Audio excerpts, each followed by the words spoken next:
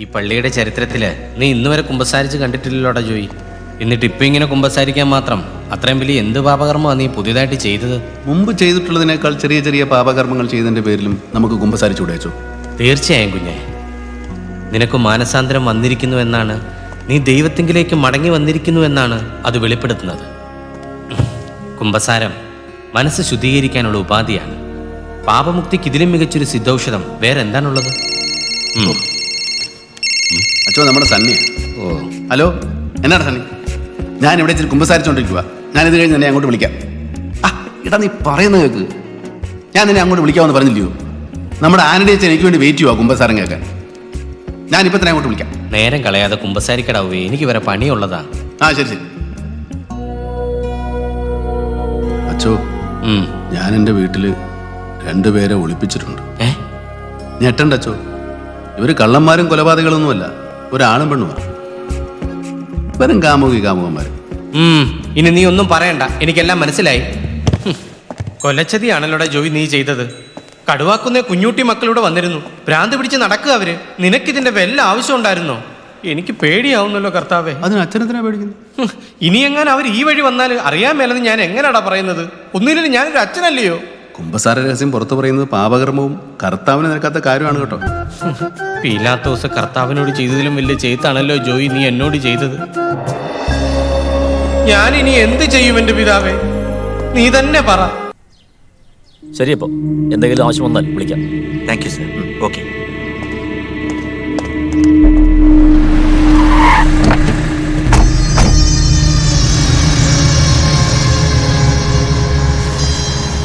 പൗലോസ് പറഞ്ഞ അടയാളം വെച്ച് നോക്കുമ്പോ ഇത് തന്നെ.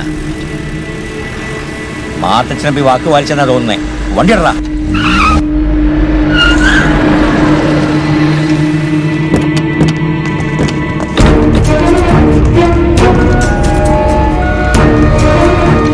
ചെറിയാൻ വർഗീസ് എന്നല്ലയോ നമ്മുടെ പേര്? അതെ, എനിക്ക് മനസ്സിലായില്ല. മനസ്സിലാക്കി തരാനാ വന്നത്. ഞാൻ കരിമണ്ണൂർ കടുവാക്കുന്നിൽ കുഞ്ഞുട്ടി. ഇതെന്റെ മൂത്ത മക്കള് സോണിക്കുട്ടിയും സിബിക്കുട്ടിയും.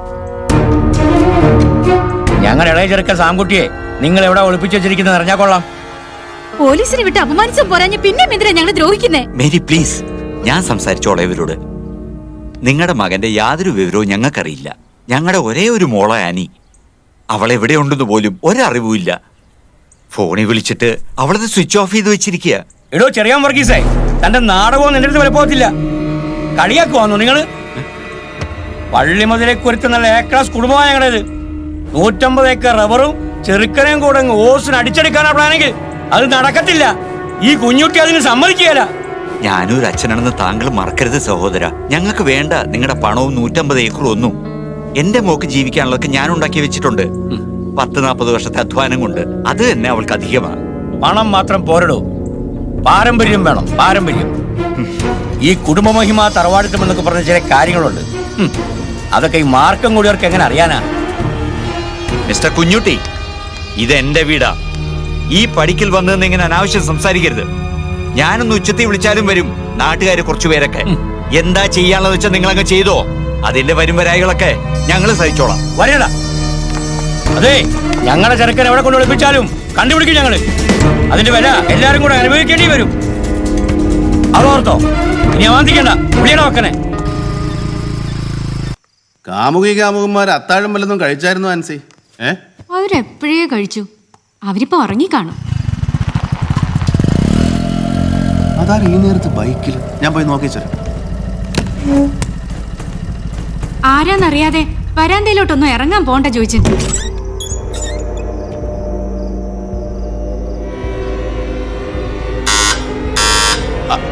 ആരാ? ഞാനാ ചോദിച്ചേട്ടാ, ജോസാ. നീയായിരുന്നു. മനുഷ്യനെ പേടിപ്പിച്ചിരുന്നല്ലോ.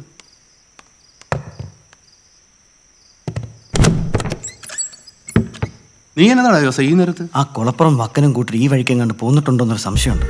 ജോയിച്ചേട്ടനൊന്ന് സൂക്ഷിക്കണമെന്ന് പറഞ്ഞ് സന്നിച്ചാൻ. ആ ഡില്ലിക്കാരെ നല്ലപോലെ ഒളിപ്പിക്കുക ബുദ്ധി. എന്നെ ഇങ്ങോട്ട് പറഞ്ഞു വിട്ടേച്ച് സർക്കിൾ ബാലൻസാറിന്റെ വീട്ടിലോട്ട് പോയി സന്നിച്ചാൻ. എന്നോട് ഇവിടെ വന്ന് കൂട്ടുകിടക്കാൻ പറഞ്ഞു. നീ ഇരിക്കും. ഓ, നീ ഇവിടെ നിൽപ്പുണ്ടായിരുന്നു. ജോസ് പറഞ്ഞത് കേട്ടല്ലോ. നമ്മളിനി എന്നാ ഇവിടെ ആൻസി? ഇത്ര ധൈര്യമില്ലാത്തവൻ പിന്നെ എന്നാത്തിനാ ഈ വയ്യാവേലിക്ക് പോയത്? കൊളപ്പുറം വക്കനെന്നാ ഇവിടെ വന്ന് എല്ലാരും അങ്ങ് കൊന്നു തിന്നോ? ഇതെന്നാ വെള്ളരിക്കാ പട്ടണോ? നമ്മളിവിടെ ജീവിക്കുന്നവരില്ലയോ? നീ തന്നെയാന്നോട് ഞാൻ ചെയ്ത് കുറച്ചു മുമ്പ് എന്നോട് പുറത്തോട്ട് ഇറങ്ങരുതെന്ന് പറഞ്ഞും വെച്ച് ഇപ്പൊ എന്നതാ ഒരു ധൈര്യം? നീ ചോദിച്ചതൊക്കെ ശരി തന്നെയാ. പക്ഷെ ആ ചാവടി കിടക്കുന്ന അതുങ്ങളെ വക്കം പിടിച്ചോണ്ട് പോയാൽ തീർന്നില്ലയോ നമ്മുടെ അഭിമാനം? ആ ചെറുക്കനുടെ നല്ല തല്ലും കിട്ടും, ആ പെണ്ണിന്റെ കാര്യം അതിലും കിട്ടും. പിന്നെ സണ്ണിയോട് ഞാൻ എന്നാ പറയും? അവന്റെ ഒത്തിരിക്കാലത്തെ മോഹമില്ലയോ പബ്ലിക് പ്രോസിക്യൂട്ടർ ഉദ്യോഗം? അതുകൊണ്ട് നമ്മൾ ഈ കാര്യത്തിൽ എന്നായെങ്കിലും ചെയ്തേ പറ്റത്തുള്ളൂ. തൽക്കാലം നമുക്ക് അവരെ ആ തേങ്ങാക്കൂടിന്റെ തട്ടയിലോട്ട് കയറ്റിയാലോ? മിനിഞ്ഞാന്ന് തേങ്ങയെല്ലാം ഇറക്കി തട്ടടിച്ചു വാരി വൃത്തിയാക്കി ഇട്ടിരിക്കുമല്ലയോ?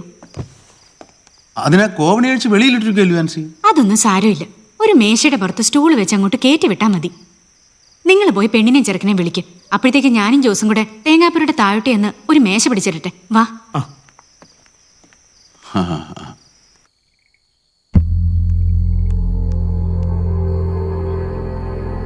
സാങ്കുട്ടി, സാങ്കുട്ടി എന്നിട്ടേ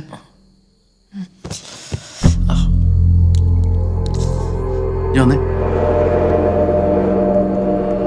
എന്താ ചോദിച്ചേട്ടാ? സാങ്കുട്ടിയുടെ അപ്പം കൊളപ്പുറം വക്കനും വേറെ ഒന്ന് രണ്ട് കേടുകളെയും കൂടെ ഇങ്ങോട്ട് പറഞ്ഞു വിട്ടിട്ടുണ്ടെന്നാ കേൾക്കുന്നത്.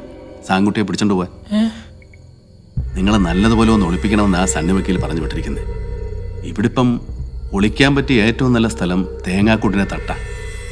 തലമുട്ടാതെ നോക്കണമെന്നേ ഉള്ളൂ. കുറച്ചു നേരം മതിയല്ലോ. അത് കഴിഞ്ഞാൽ നിങ്ങൾക്ക് ഇങ്ങോട്ട് ഇറങ്ങി പോരുകയും ചെയ്യാം. അല്ലെങ്കിൽ വേറൊരു കാര്യമുണ്ട്, പായും തരണയും കൂടെ തരാം. വേണമെങ്കിൽ നിങ്ങൾക്ക് അവിടെ കിടന്ന് ഉറങ്ങുകയും ചെയ്യാം. എന്നാ? സ്വർഗസ്ഥനായ പിതാവേ, ഈ പാനപാത്രത്തിന്റെ കാര്യത്തിൽ നീ എനിക്കൊരു വെളിച്ചം തരണമേ. Praise the Lord. ഓലൻ നല്ല ആട്ടുംകുട്ടി പോലൊരു പെണ്ണിനെയാണ് നീ പാനപാത്രം എന്ന് വിളിച്ചത്. തോടിക്കൊരു തൊട്ടിയാൻ വെച്ചിരും. ഇക്കണക്കിന് നീ ആ പാനപാത്രം കുറെ ഉപയോഗിക്കും. അങ്ങനെയൊന്നും പറയല്ലേ ജോയിച്ചേട്ടാ. എന്റെ വാക്കുകളെ ചേട്ടൻ തെറ്റിദ്ധരിച്ചതാണ്. ഒന്നാം കട്ട. അന്നേരടാ സാങ്കുട്ടിയെ നീ പറയുന്നത് അപ്പൻ്റെയും ചേട്ടന്മാരെയും കൈ പെട്ടുപോയാ നീ ആനയെ ഉപേക്ഷിക്കുന്നാണോ? ഉപേക്ഷിക്കുക എന്ന് പറയുന്നത് ഒരു വാക്ക് മാത്രമാണ് ചേട്ടാ. നമ്മളുണ്ടാക്കിയ ഒരു വാക്ക്. ഞാൻ എൻ്റെ അപ്പനും ചേട്ടന്മാർക്കും കീഴടങ്ങേണ്ടി വന്നാൽ അത് ദൈവനിശ്ചയമാണ്. ആരും ആരെയും ഉപേക്ഷിക്കുന്നില്ല. എല്ലാം ദൈവം ചെയ്യുന്നു. എന്നാ പിന്നെ ദൈവം എന്നതെങ്കിലും ചെയ്യുന്നതിന് മുമ്പ് നീ ആനയെ എണീപ്പിക്ക്. നമുക്ക് ആ തേങ്ങ കൂട്ടിലോട്ട് പോവാം. അനി അനി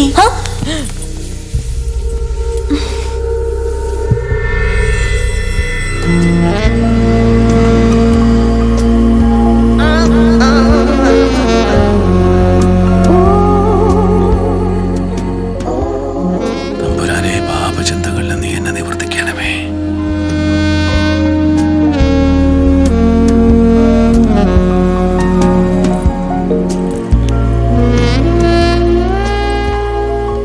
ആൻസി ഇപ്പൊ ഇങ്ങോട്ട് കയറി വരല്ലേ കർത്താവേ.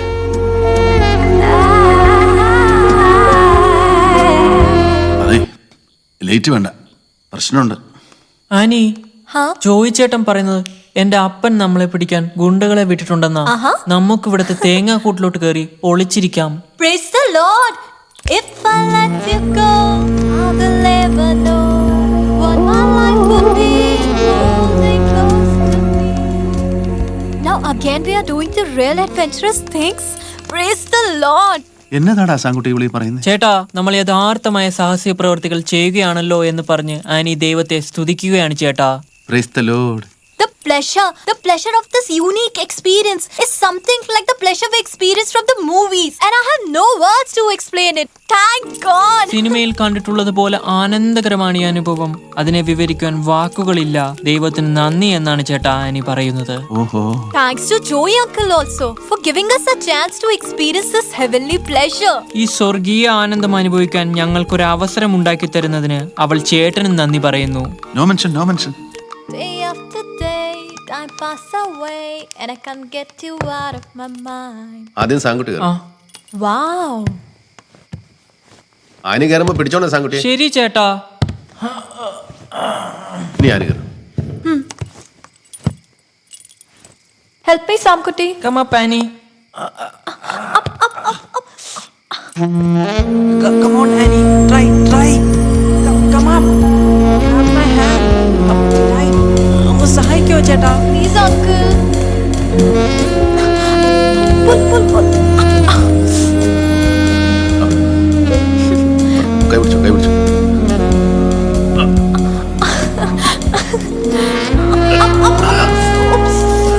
ആൻസി ഇപ്പൊ ഇങ്ങോട്ട് വരല്ലേ?